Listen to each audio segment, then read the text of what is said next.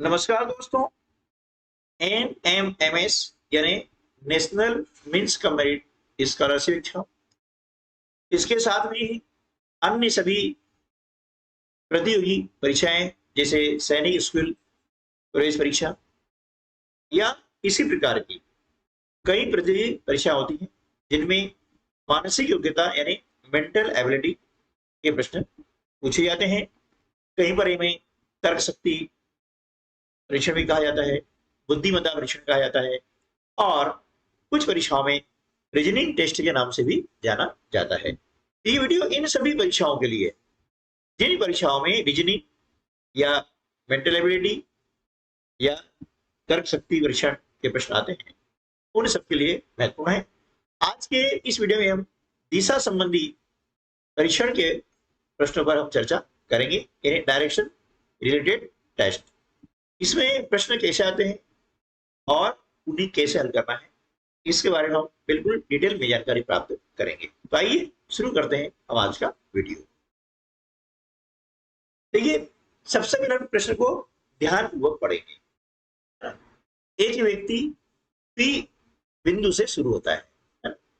इसमें प्रश्न को आप पढ़ते जाएं और करते जाएं। अच्छा, दिशा में एक थोड़ा ध्यान रखना है कि यदि आपको कहीं पर भी इस प्रकार से यदि एक चिन्ह दिया जाए है? और दिशा निर्धारण करने के लिए कहा जाए, तो ध्यान रखिएगा कि हम कहाँ होते हैं, यहाँ पर मध्य बिंदु होते हैं। हमारे सामने यानी मुख हमारे इस तरफ होता है, तो हमारे सामने जो दिशा होती है वो होती है उत्तर दिशा।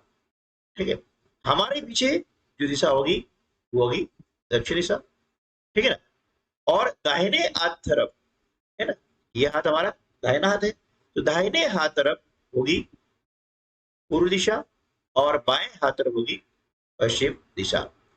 ये आप यदि ध्यान रखेंगे तो इस प्रकार के प्रश्न हल करने में बिल्कुल भी गलती नहीं होगी। ठीक है, तो चलिए देखते हैं। एक व्यक्ति है, बिंदु P से शुरू होता है। देखिए, हमने यहां पर एक बिंदु लिया है ना, इसका नाम दिया है P। ठीक है ना, और Q तक 3 किलोमीटर पूर्व की ओर यात्रा करता है। अब यहां से पूर्व किधर होगा, दाहिनी तरफ होगा ना, तो यहां से वह 3 किलोमीटर चलता है और Q तक पहुंच जाता है। दूरी कितनी दी है, 3 किलोमीटर। ठीक है ना, 3 किलोमीटर पूर्व की ओर। फिर वह अपनी बाईं ओर मुड़ता है। अब व्यक्ति जा रहा है, इसका बाएं हाथ तरफ किधर होगा, ऊपर की तरफ है ना, ये बाएं हाथ है, और इधर नीचे क्या होगा, दाहिना हाथ होगा। तो अब ये बाईं ओर मुड़ता है और R तक पहुंचने के लिए उस दूरी से 3 गुना अधिक दूरी तय करता है। यानी ये 3 किलोमीटर था, इसका 3 गुना कितना हो जाएगा, 9। तो यहां से क्या करता है वो, कि यहां पर चलता है बाईं तरफ और ये 9 किलोमीटर दूरी तय करता है और R तक पहुंच जाता है। ठीक है ना, आगे वह फिर से अपनी बाईं ओर मुड़ता है। अब आदमी यहाँ खड़ा है, बाएं हाथ तरफ इस तरफ है, ये बाएं तरफ मुड़ा और P और Q के बीच की तय किए दूरी से 5 गुना अधिक दूरी तय करता है। P Q के बीच में कितनी दूरी है, 3 किलोमीटर है, इसका 5 गुना यानी 3 5 15। अब ये क्या करेगा कि 15 किलोमीटर दूरी इस प्रकार से यहाँ पर तय करता है। ये दूरी कितनी हो गई, 15 किलोमीटर, और अपने गंतव्य एस तक पहुंचता है। ये एस पॉइंट आपका आ गया है, यहां तक पहुंचता है। ठीक है, अब जैसा प्रश्न में कहा गया है, हमने एक डायग्राम बना लिया है। इसे डिटेल समझेंगे, जब प्रैक्टिस हो जाएगी इसको फटाक से हम जो है 1 मिनट के अंदर हल कर पाएंगे। अब क्या है, P और S के बीच न्यूनतम दूरी क्या है ना, यह दूरी आएगा। अभी P और S है, ये दूरी हमें ज्ञात करनी है।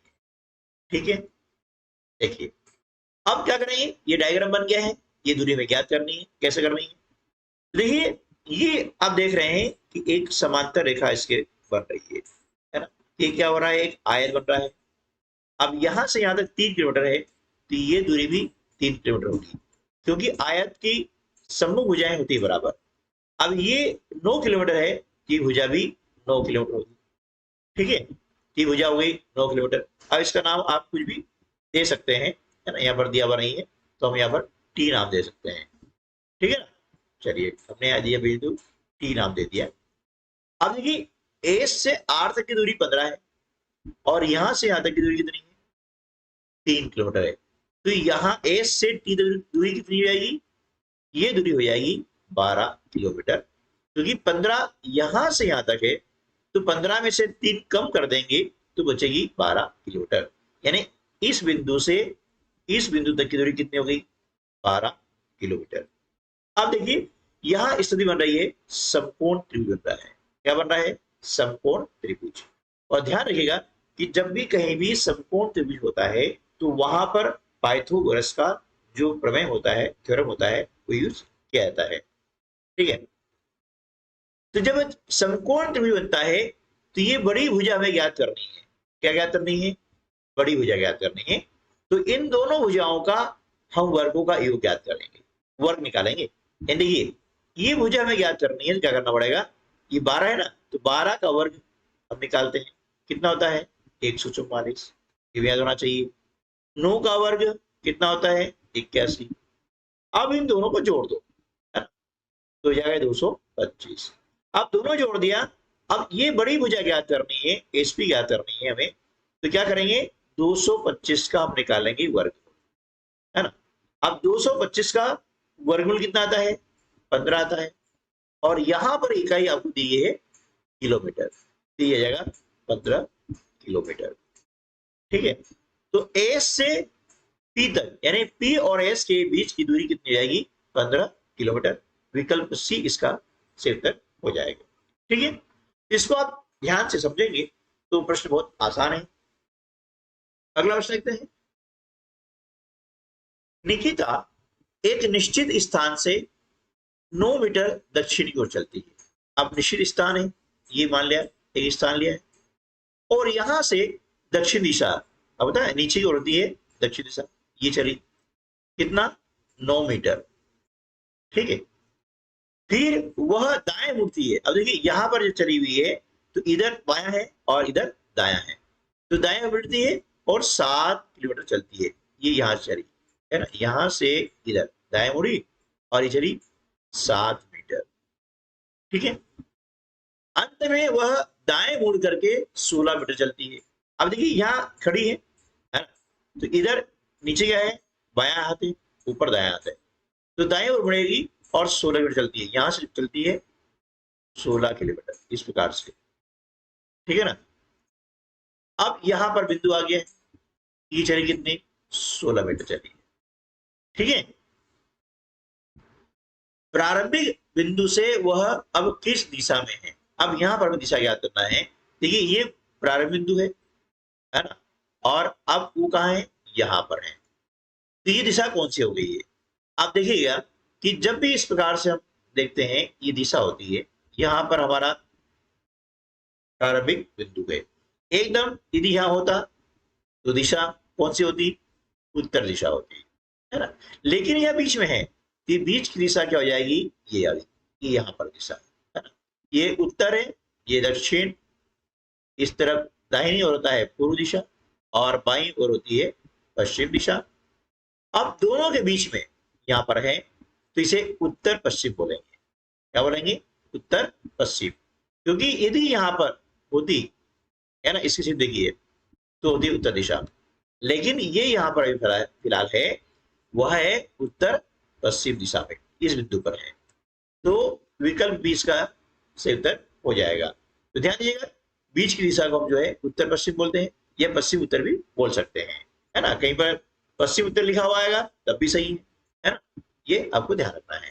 तो यहाँ पर जिससे दिशा बतानी है, इसमें हमें ये नहीं बताना है कि कितनी दूरी पर है, इसलिए हमें अन्य कुछ भी क्रिया करने की आवश्यकता नहीं है।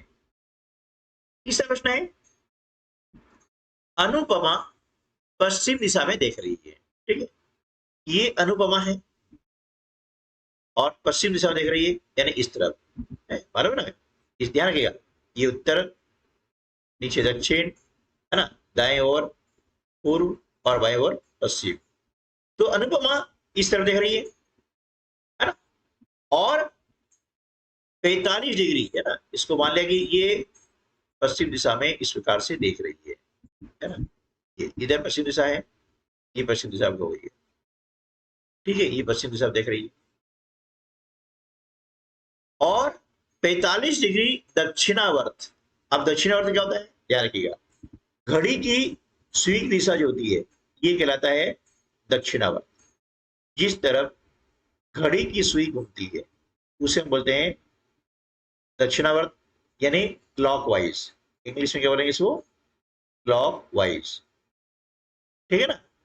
तो वह अब यहां से जो घड़ी की जो सुई होती है वह ऐसे घूमती है ना, इस प्रकार से, यानी दाहिनी ओर घूमती है, ये कहलाती है दक्षिणावर्त। तो ये 45 डिग्री घूमती है ना। अब ये 45 हो गया, ये यहां पर, ठीक है ना, ये यहां से यहां हो गया कितना, 45 डिग्री हो गया, ठीक है, ये हो गया आपका 45 डिग्री। अब यहां पर वह घूमती है ना, मुड़ गई। फिर 180 डिग्री दक्षिणावर्त, यानी यहां से फिर घूमेगी तो कहां जाएगी, 180 डिग्री, यानी यहां से यहां 180 डिग्री इस प्रकार से हो जाता है। ये यहां आ गई, ये कौन हो गया आपका, 180 डिग्री का हो गया, ठीक है ना, कितना हो गया, 180 डिग्री का। यानी अनुपमा यहां पर पश्चिम दिशा में देख रही थी, उसके बाद में 45 डिग्री दक्षिणावर्त, फिर 180 डिग्री दक्षिणावर्त, और फिर 225 वामावर्त। अब वामावर्त का मतलब क्या होता है, घड़ी की विपरीत दिशा में, है ना, यानी एंटी क्लॉकवाइज। क्या बोलेंगे इसको, एंटी क्लॉकवाइज, है ना, एंटी क्लॉकवाइज कहलाएगा, यानी उल्टा। तो अब यहाँ है, यहां से पुनः वापस जो है वो कितना घूमी है, देखो वामावर्त मतलब इस प्रकार से घूमी है, तो वापस कहाँ गई हो, तो 180 और 45 कितना होता है, 225 डिग्री, यानी जितना वो दक्षिणावर्त घूमी थी पुनः वापस वो क्या हो गई, वामावर्त घूम गई, यानी जहां थी वहीं आ गई है। तो प्रश्न यह है कि अब वह किस दिशा में देख रही है, तो अब वापस वह है पश्चिम दिशा में देख रही है। कौन सी दिशा में देख रही है, पश्चिम दिशा में देख रही है, तो विकल्प भी इसका सही उत्तर हो जाएगा। अगला प्रश्न है, राम अपने घर से दक्षिण की ओर 10 किलोमीटर साइकिल चलाता है। ये ध्यान रखिएगा हमेशा, ऐसा चिन्ह बना लीजिएगा, ये उत्तर, दक्षिण, पूर्व, पश्चिम, इससे गलती बिल्कुल नहीं होगी, है ना। तो राम अपने घर से दक्षिण की ओर 10 किलोमीटर साइकिल चलाता है, ये उसका घर है, और यहां से दक्षिण दिशा में हो गया ये 10 किलोमीटर, ठीक है। फिर दाएं मुड़कर 6 किलोमीटर चला जाता है।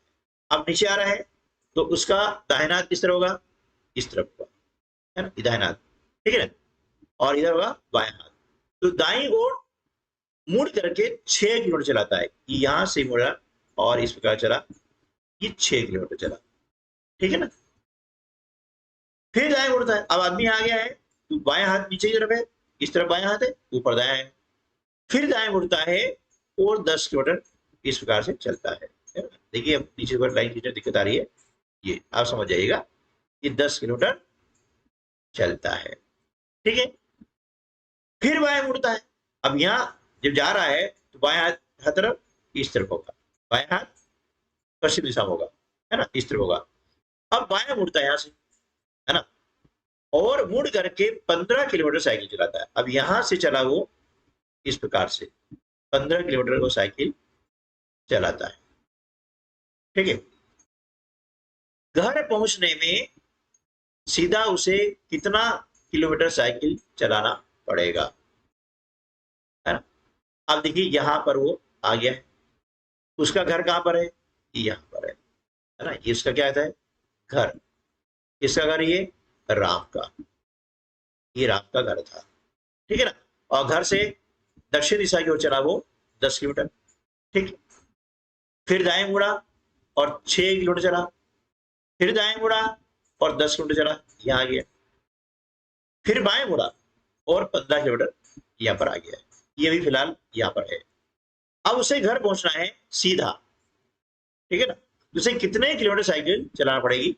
तो देखिए हम देख रहे हैं ये भुजा और ये भुजा बराबर होगी, यानी ये आयत बन रही है, ये भुजा और ये भुजा भी बराबर होगी, यानी कितनी हो जाएगी 6 किलोमीटर, है ना।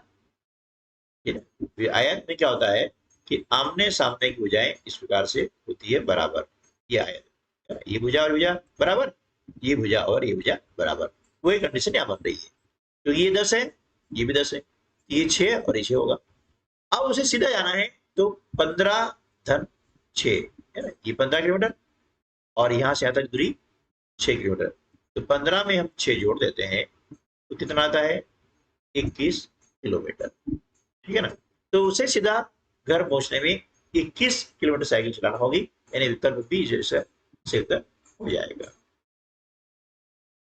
अगला प्रश्न है, सूर्योदय के पश्चात प्रियंका एक खंबे की ओर मुंह करके खड़ी है ना। सूर्योदय हुआ है, सूर्य निकल चुका है इस प्रकार से, है ना। और उसने क्या किया कि एक खंबे की ओर वो खड़ी है मुंह करके, खंबा है उधर मुंह कर लिया है, ठीक है, किसने, प्रियंका ने। अब खंबे की परछाई ठीक उसके दाएं तरफ, अभी देखिए ये प्रियंका खड़ी है ना, और खंबे की परछाई ठीक उसकी दाईं तरफ पड़ रही है। अब देखिए ये जो प्रिया खड़ी है ना, अब इसका बाएं हाथ किधर आएगा प्रिया का, और दाएं किधर आएगा। सूर्योदय हो चुका है, खंबे की तरफ मुंह करके खड़ी है ना, ठीक है, खंबे की ओर उसका मुंह है, और खंबे की जो परछाई है ना उसकी दाहिनी तरफ पड़ रही है। खंबे की परछाई कहां पड़ रही है, वो दाहिनी तरफ पड़ रही है, यानी देखिए ये खड़ी है, इधर इधर इसका मुंह है ना, तो इधर होगा इसका बायां हाथ, ये होगा बायां हाथ होगा, और इधर क्या होगा इसका दायां हाथ होगा, ठीक है। अब परछाई जो है इस तरफ मुंह करके खड़ी है खंबे की तरफ, खंबा यहाँ पर है, अब इसकी परछाई जो है खंबे की उसकी दाएं तरफ पड़ रही है ना। अब खंबा यहाँ पर है, ठीक है, जो पोल है वो यहाँ पर है, और इसकी परछाई इधर पड़ेगी ना दाहिनी तरफ। अब यहाँ पर इसकी परछाई पड़ रही है, तो प्रियंका किस दिशा में मुंह करके खड़ी है ना। तो ये प्रियंका जो है पूर्व दिशा में मुंह करके खड़ी है ना, पूर्व दिशा होगी, और पूर्व दिशा की तरफ उसने किया हुआ है, तो यहाँ पर जो खंबा है, ठीक है ना, इसकी जो परछाई होगी ये पश्चिम की होगी, है ना, ये पूर्व यदि है, ठीक है ना, सूर्य पूर्व में है तो इसकी परछाई क्या होगी, पश्चिम होगी, ठीक है। और प्रियंका यहाँ खड़ी है, परछाई यहाँ इसके दाएं ओर है, ये दाएं हाथ होता है ना, तो वह पूर्व की ओर मुंह करके खड़ी है, ठीक है। इस प्रकार के प्रश्न भी इन परीक्षाओं में पूछे जाते हैं। तो जितने टाइप के प्रश्न यहाँ पर पूछे गए हैं हमने बताने का पूरा प्रयास किया है, और बाकी टाइप के क्वेश्चन है हम अगले वीडियो में आपको बताने का पूरा प्रयास करेंगे।